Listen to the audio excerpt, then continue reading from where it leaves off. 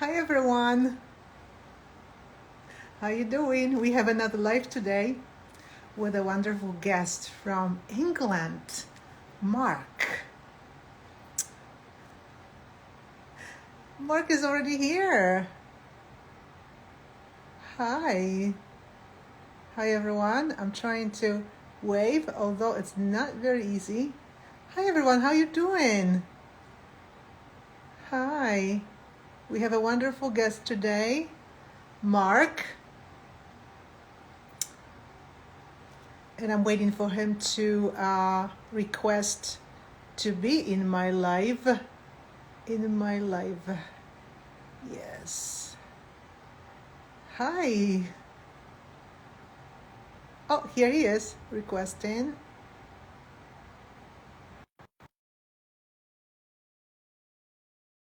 No, right? And we're doing this. Why not? I'm doing really Hey, well. Mark. Good to actually meet you Good, like good. How this. you doing? I Awesome. said, really good just to meet you like this. We've been talking for so long. What did you just say? Exactly, because No? we didn't meet ever on the cameras like this, right? We're just chatting on Instagram. But yeah, and I'm trying to remember how we met. I think I followed some interesting people who Yeah. work in the area of autism and book writers about autism. And I think that, and then I just looked at who they follow. You know what I mean? Well, it's like a non-brainer. But I Yeah. don't know, Mark, if you I've know been that doing my I am research on originally you as actually well, from so Poland. You do. You researching me. Oh, I love to be researched. I research and I am research. Well, that's my sister's actually here, Helena Kiss Kiss. By the way, she's an artist and she will be illustrating my children's books. So it's hey, so awesome that she's here. And then she can see how the life is done, right? How it can be done. I'm not saying I'm perfect at this, but all we're doing is just having fun. But hi everyone, so I'm your host, Barb. I'm an educator, but I also have a therapy dog. I volunteer with her. She's currently napping on the couch somewhere, one of the couches. And for the last year, I've been interested in doing some experimental dog therapy, which means just doing more with it to see results, what it can bring to children and teachers. And we actually see incredible results. And that's why this year we started doing activities like that with math. We didn't think we were going to be able to do this, but hey, I mean, when you get two crazy ladies like me and my collaborator teacher, we have lots of ideas and it's just happening. So just keep going with this. And my two books will be coming out this coming year, 23, right? This one is almost done. But we are here to talk about Mark and oh, my sister's watching with her husband. That's awesome. oh, pressure's on. The I don't think I pressure is ever on have family now. member watching me, but I wonder what they're gonna say. Go, Barb, you went so crazy. But Mark, but hey, it's the end of That's the what it's year, about. Definitely. and we are supposed to be having fun, right, Mark? And you are about fun too, because you write some cool, humorous books for children. And I have to tell you that this is awesome because I don't really see a lot of them out there, and a lot of readers would be really would appreciate if they could get their hands on humorous books. Can you tell us a little bit about yourself and why you decided to start writing these kind of books? And one of them is right here, Mark Harrington, and the title So, is What Happened a to little bit about Grandads' me is Teeth? I am a special needs teacher based in the UK, about an hour from outside London. And I've been in the business now for 13 years or so. So I've been around for a little while now. And in that time, I've developed into basically a specialist in drama and English with autism, dyslexic, Asperger's. My school basically works with anybody and anyone, so we will take anybody on board. So I have to be able to adapt very quickly to what's going on. And when I left university, I had no clue what I wanted to do, so that's how I ended up in teaching. Basically, I got a degree in film, and at that point, the British film industry wasn't letting anyone in unless you knew people, and it was like, I don't know anyone, so I can't get in right now. So I got into teaching and just found that as I was going through, I had this urge to tell stories and tell people different stories and things that were going on. But part of that actually comes from when I was at school.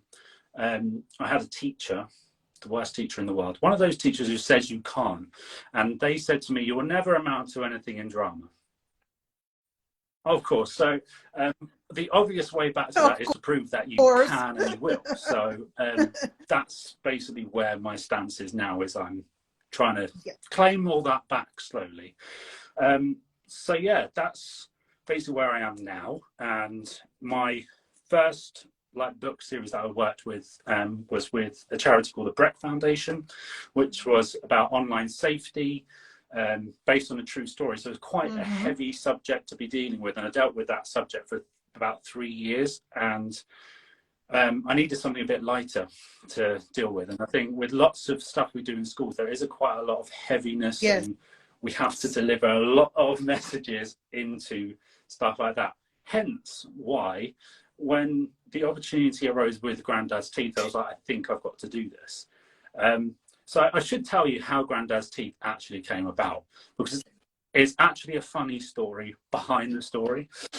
Exactly. So this day in lockdown, it was just after lockdown, it was that funny time in the UK where you're allowed to go out and see people, but you won't allow people in your houses. So my in-laws and my family decided we go down to our local beach for the day and spend some time together there. But it turned out to be the worst day ever. Worst day. So we picked up my in-laws, and they were in the back of our car. And because we hadn't driven our bigger car for a while, we hadn't realised that a bottle of oil had leaked in the back of the car. So my mother-in-law gets in with her khaki shorts on, hour drive down to the beach, gets out, and it looks like she's pooed herself because there's just oil all over her trousers. My wife and my youngest ended up having a massive argument on the beach about ice cream, as you do. My poor mother-in-law as well was then trying to dry her knickers in the wind on this day, and it was just like, and a seagull attacked my daughter as well, I think. So it was just one of those days where it was just like, oh God. So I was like, I'm just so I decided at that point, my father-in-law, bless him, said, right, I'm going to take the girls for a swim. You just chill out for a second with my wife. Let's just have a breather. I was like, okay. So I'm going to sit there, put my iPod on, like, yes, chill in the sun. And then they all start waving at me. I'm like, yeah, have a nice time. You said I could rest for a second. And they're like, come here now, come. I was like, oh God. So get down. What's happened? In the time I've closed my eyes, a huge wave has come and knocked the three of them over, and my father-in-law's teeth have then fallen out of his mouth. So this is where it gets even more embarrassing, which I should have included in the story. We spent the whole day walking up and down this beach looking for my father-in-law's teeth, to the point where I then had to ask the lifeguards that were on the beach to look out for these teeth as well. So it was just like, oh God. But then from that, the conversation on the way back in the car was, well, what happened to Grandads Teeth? And that's where the story of Grandads Teeth basically came from. It was then these little stories of where Grandads Teeth had disappeared to and what adventures they'd gone on, from popping out with in-laws' teeth, mouth even. Exactly. So lots. I'm not going to show everything, obviously, yeah, but these teeth end up everywhere in the book. So you guys have to get the book, and really it's Yeah, just so funny yeah, what can happen with exactly. the teeth, And and that's what they part can be of what I mistaken work even with for, was right? one of my games in my classes. We've probably seen it before. We get a stick, and then you translate into something else. A very simple drama game. But I did it with a pair of teeth as well. I was like, "What's these teeth?" So it came from a bit of inspiration from my students as well as Yeah. coming from what my family said. But yeah, it's so from there we started. I wrote the story, and I got in touch with the artist who I've used for a few of my books, Eve Yarnton, who's incredible. And she was just like, "I've got to draw these pictures. I have to dive in with these Awesome. pictures with you." And she's so talented with all she does. Yeah, they're incredible. The pictures are Yeah, she just said, awesome. They just work so well. And my sister, who is a professional she's artist, she incredible. can definitely tell. She can, yeah, they really are. And the book is quite actually long. And I just wanted to ask you, oh, this is funny, really. I love the illustrations and your text, your authorship. Tell me, so did you read them to your students? Yeah, so And what was because I work across the the board, I work response, with placement reactions? Can students you tell us a from little bit about 11 it? to 19, all with different varying needs, like Yes. different ways I tell the story happen in Yeah. different ways. So like my class who were quite able, um, they found it really funny that I'd written a book. They were just, how have you actually written a physical book? You are my teacher. This makes no sense that you've written a book. So they found it quite funny in the aspect like they knew some of the games that we had played to get that going, and I was like, "You told me that bit, and that bit's now in the story." And they're like, "That's mad." So that way was good. And then like other ways I deliver the stories, I actually do sensory story of it as well to help with like the special needs students to understand a bit more. So I do lots with music, water obviously because it's at a beach. We dress up a lot, so lots of the time when I do it, I actually dress up as Grandad, and we spend the days looking for my teeth. So I have a lovely set of wind-up teeth that go around with me quite a lot. So yeah, they're all going to make loads of noise now, but the kids love them in my classes. I use a lot of fabric as well. I've got loads of fabric to like play with the sea and make it all sensory that way. And I even invested, Yeah. I've been dying to show you this one. So in some puppets as well. So this is Rocky, my snail friend, who This is helps me out in the awesome. story as well. So if you read it, you'll find out what happens to Rocky because he ends up a bit naked.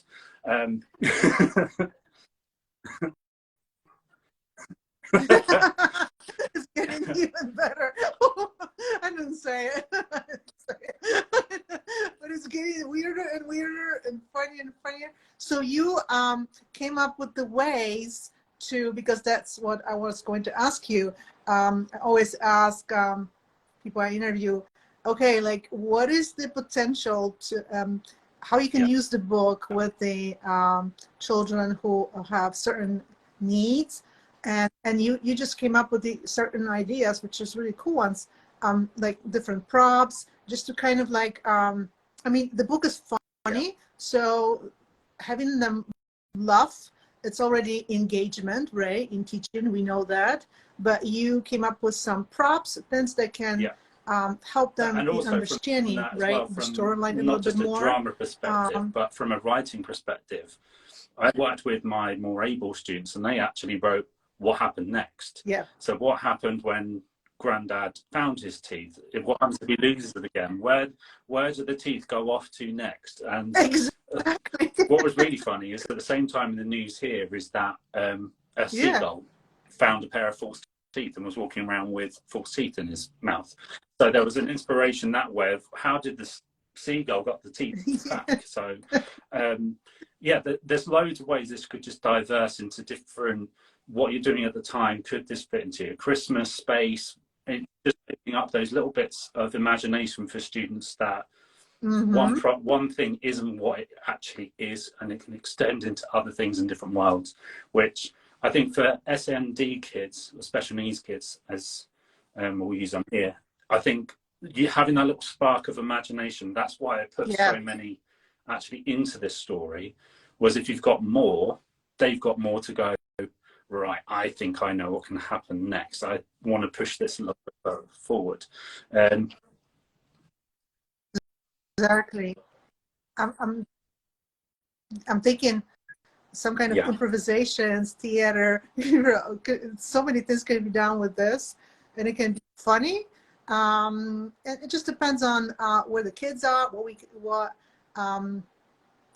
can just. I think all kinds of genres, right? We can develop it into. And you said that some students actually wrote like the next episode, right? Like what would happen with the. I was just thinking, grandma's. Granddads or grandfathers, teeth in So we like had space. a brainstorm at Christmas, and we're like, what would happen to Granddad's funny, teeth right? at Christmas? So there's a little bit of typing going on at the moment with what happens to Granddad's teeth at Christmas, but it's just got that possibility of going on and carrying on and just opening up imaginations, which is the bit that I love about this book, is that it is just pure imagination. It is just pure silliness.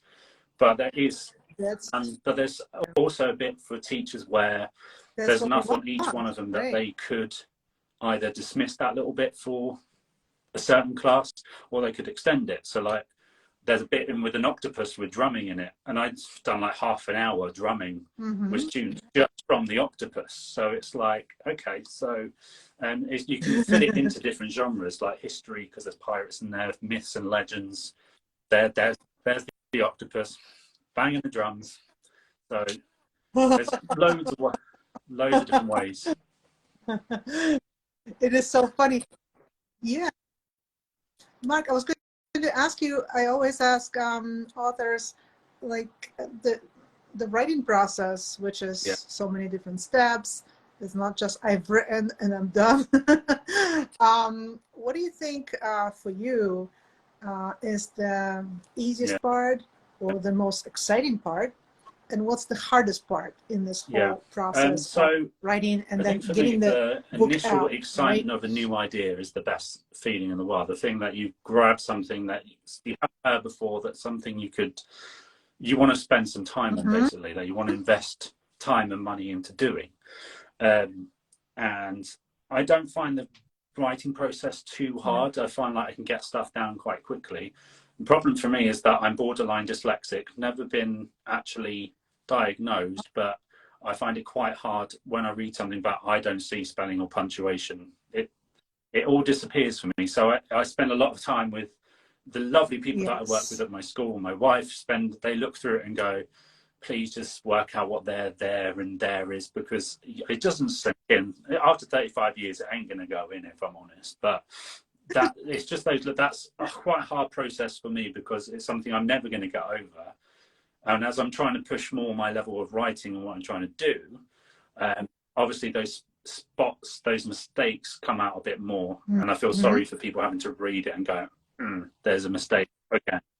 And then I think the ultimate really hard thing is to actually get the publishing of any text now.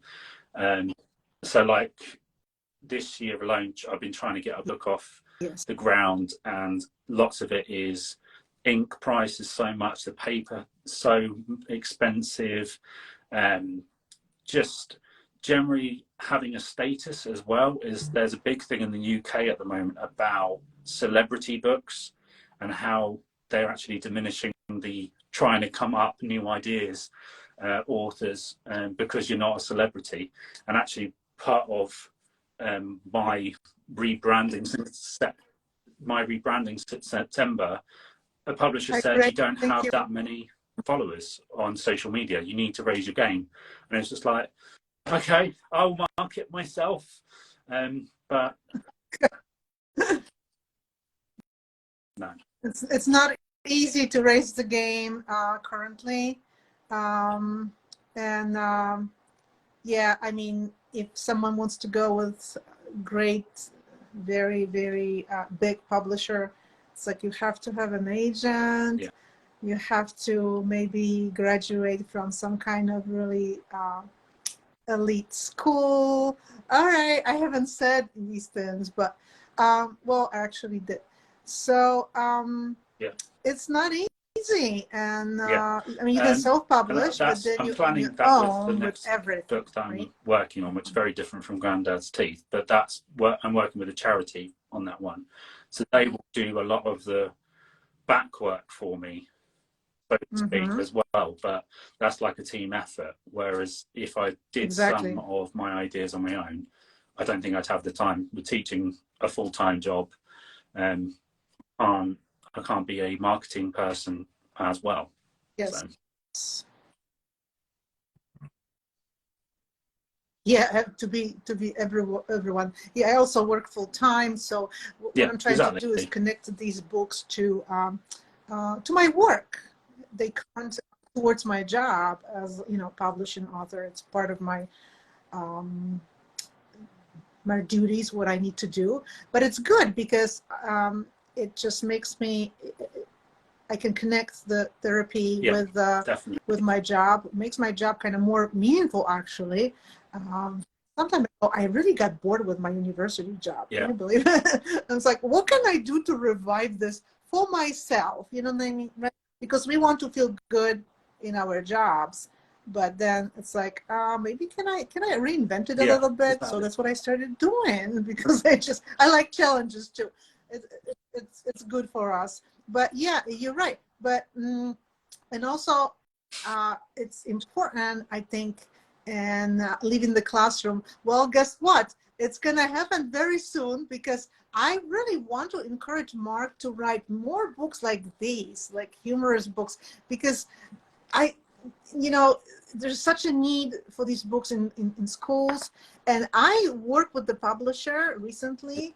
Um, that has connections with teaching circles. It's an organization, and Yeah, the publishing is like a part of what they do, which is interesting, right? It's not just a publisher, but and their sort of philosophy and mission is to connect teachers around the world, actually. And they stationed in Florida. A very interesting team. They are called School Rubric, and I've been working with them on 2 books, and I have nothing but great things to say about them, really, how helpful they are, and I hope everything's going to go well yeah. with them. But I actually don't have any doubt that it will. I didn't want to wait for some kind of response from some kind of big publisher because I'm like, no, I don't have time for this. I have I to think that's find part of someone the now, go publishing with game them, now, is if and you give it a don't try, and take that's the it. initiative to You get your know, name out there, you just yep, get lost anyway, and your idea eventually will sort of be taken anyway. There's so many ways that stories can be interpreted now. Yeah, exactly. So it's just like you right. just got So to you're gonna take the publish risk. this, right?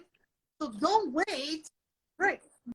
Don't wait. Publish your ideas. Otherwise, they're just going to be buried. And if we are perfectionists, hi, Christina, my wonderful colleague from Sweden. She's a dog psychologist and nutritionist. Right, Christina, you have quite extensive and very interesting, unique background and expertise. So that's what I'm thinking. Perfectionist, what are we going to get with being perfectionist? Probably nowhere because we just be stuck in our, you know, it's not ready to go yet because this, because I need to publish with the super good publisher. I'm not going to go with a small publisher. It's like, oh, come on, what are you waiting for? Let's just have fun, publish your stuff, and enjoy the process. Try to sell it It's and part of the journey of it market now, it I on think, social is that media, if you're and not putting that's your it, stories right? out there to start off with, no one's Yeah, going to recognize your name anyway. So if you're starting to sound off and make a bit of a noise for yourself in whatever way you're doing it, it's the way to do it, basically. And the thing is, the social media is amazing because you can connect with so many amazing people who have, like yourself, the same mindset it is. as what I'm thinking is like, you just got to get out there and do it. Exactly. I mean, yeah, I was meeting a lot of incredible people. I meet myself through Instagram, but then we also connect on Facebook because that's how it goes. Hello, awesome person, Christina. Exactly. Just met Christina through wonderful. I think, yeah, through Vlada, who is amazing world class, noon, dog trainer. Again, we just went on Instagram, on social media. But you know what? Also think it's important, Mark, and I don't know what you think about it. Hi, the teacher's health coach. How you doing today? I think, Mark, it's like we post on social media what we do, right? Let's say we publish a book. Hi, beautiful, from India, my friend. We have people from all over the world. That's how we need to do this, right? I love it when people from all over the world connect. So we post about it, and then we get some likes, right, from our followers or friends on Facebook. But when you think about it, like, does anybody actually share our stuff? Like, I think the whole you know social what I media mean? thing is really tricky anyway, because I've done a lot of work on online safety stuff. So it's really hard because it's almost addictive, isn't it? Because the likes and the comments and stuff make you feel good about what you're doing. And it's a really good platform. It's just having those messages of please share my work. And that's sometimes hard to get across because you don't want to be, I'm not a salesperson at all. I'm literally a teacher who's written a book. I'm not going to stand and go, this is my book all the time, because that's not, I don't feel comfortable doing it. There's times I feel like, yes, I want to shout about what I'm doing. I know, but a lot of the all time, the time. I'm like, no, not at the moment. I've got this student over here to deal with. And I think yeah, it's tricky. It's like we don't want to be too how do you say it? We don't want to be too pushy, but at the same time, those social media coaches, they tell us, well, I hear about latest trends and tips for Instagram and things like that. You need to put double call to action. So don't just put in the caption, by the way, that not really everybody or nobody almost reads, but put your call to action like on the reel, like directly right there. And I started doing this, and some people shared my reel because that call to action was there. So we have to be maybe less like humble sometimes. It's really weird for me because I come from a Polish culture. I was always taught in a school, be humble, be, don't get out there with your stuff. And now I have to unlearn these things. Basically learning a different language. Maintain the it's balance. Learning a language but sales. It's a whole different ball game, which I'm learning. And that basically is from September when I had the comment about get yourself out there more. That's when I was like, right, let's try and do this a little bit more seriously and try the Insta stuff. But you've also got to engage other ways as well. So you've got to, if anyone has a look on my Instagram, you will see that I'm a complete idiot most of the time on there, doing silly things and being rude about teaching in general. And I have to say that, Mark, to everyone, guys, follow Mark on social media and Instagram. He posts some really funny reels. I really love to watch all of that. It's awesome. So, it's entertainment, but it's also him as a teacher and a writer. Mark, tell us how we can get your book and where we can follow you on social media. Harrington_project. So Facebook, Twitter, TikTok, all of that. Instagram is my main platform. So that's where you'll find me on there. Yes. My books for the UK are based in Amazon, WH Smith, all the big bookstores, and basically worldwide. Grandads Teeth is available on Amazon, so it's very easy to get hold of. The other place, if you want to get directly, is from Olympia Publishers, and they have the copies because they're the publishers, and they go.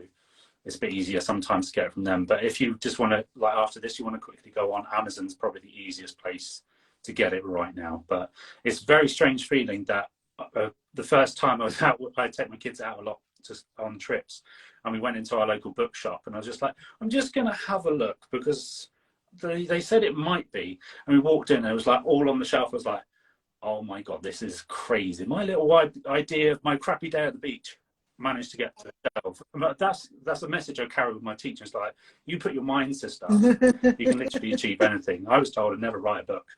Proved you wrong. It's on a shelf in my local shop. So yeah, that's where you'll find me in those books. Awesome. So your No, handle on Instagram is Mark underscore. Yeah. No. Harrington underscore projects. Right, projects. Good. Because are you also working on a little bit more than this, like curriculum, I've done a little bit too? A few bits right? recently this year, especially around online safety. So I've got a couple of YouTube videos and stuff that are out at the moment. Right. Developing one currently for 4-year-olds about online safety. And then in January, and funnily enough, in January, the proof just came through today. So I've got a new play and a book about drugs and alcohol abuse, working with a charity. And on top of that, I'm trying to write the biggest thing I've ever written, which is called Big Man, Little Man, which is a play about basically a relationship I had with a student I worked with over 3.5 years. And basically we went through hell and back with this kid. And basically he didn't want what happened to him to happen again. So we sat down for a long time writing down what had happened to him, and basically I've turned it into a play about what had happened, and it deals with teenage issues, online stuff, photos, teenage pregnancy, drugs. It's all in there. It's just I need to chop it down a bit and find someone who can help me basically get the play out there. It's because it's an epic story, and I get emotional every time I talk about it. I get emotional because it's very close to my heart how our relationship went, and he's very inspirational. He went through, like I said, went through hell and back. And the fact that he wants to share this story with people is amazing. So I'm doing my best to get the story out there for him.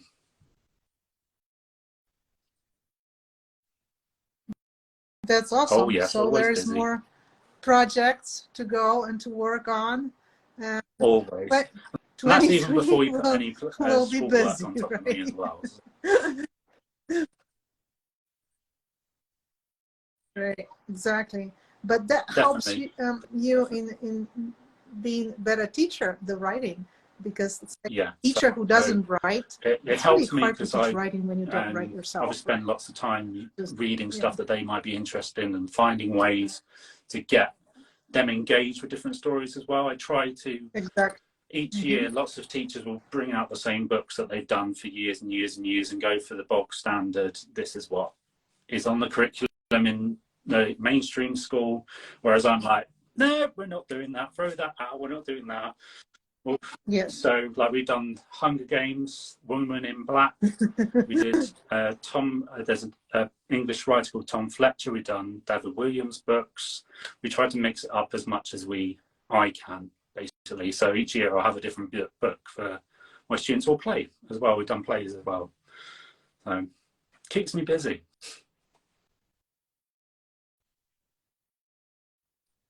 Yes. And any particular book is going to come out soon, like at the beginning of so what's the worst that could happen is a play, and what could go wrong. And these will be available on Amazon, hopefully the end of January, exclusively on Amazon as well. So that'll be a serious conversation, though, because that's for a chat like again.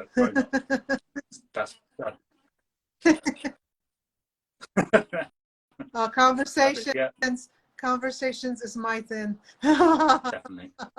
That's the best, conversations with people and connections.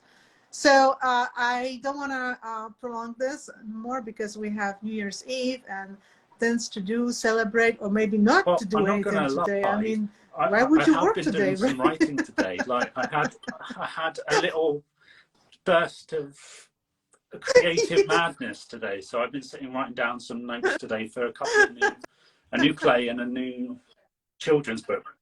So yes, I'm not surprised. I'm not surprised because even yesterday I was working on the manuscript for children's book and just sent it. It's like I want to get done. I want to keep pushing this. Little steps are the most important things to do, right?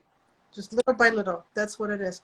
Again, we were talking with Mark Harrington, about this wonderful book that he wrote, humorous too. What happened to Grandads' teeth? Here it is, the book cover. I'm showing you. Follow Mark on Instagram, Harrington_projects, and exactly, he's got funny reels. So if you're looking also for entertainment, well, you don't have to look far. Yeah, I probably sound posher than and the I English actually am. accent, Not right? You too. Thank you. It was such a pleasure to talk to you. Wish you all the best. Thank you so much for 2023.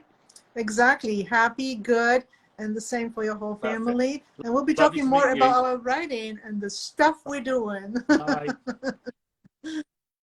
You too.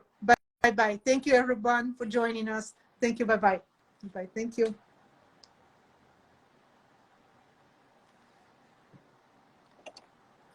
Okay. I'm done, but I have to post, okay? So I just have to post the hive. I don't want to screw up posting. It was really cool. My sister joined. Well, David was there with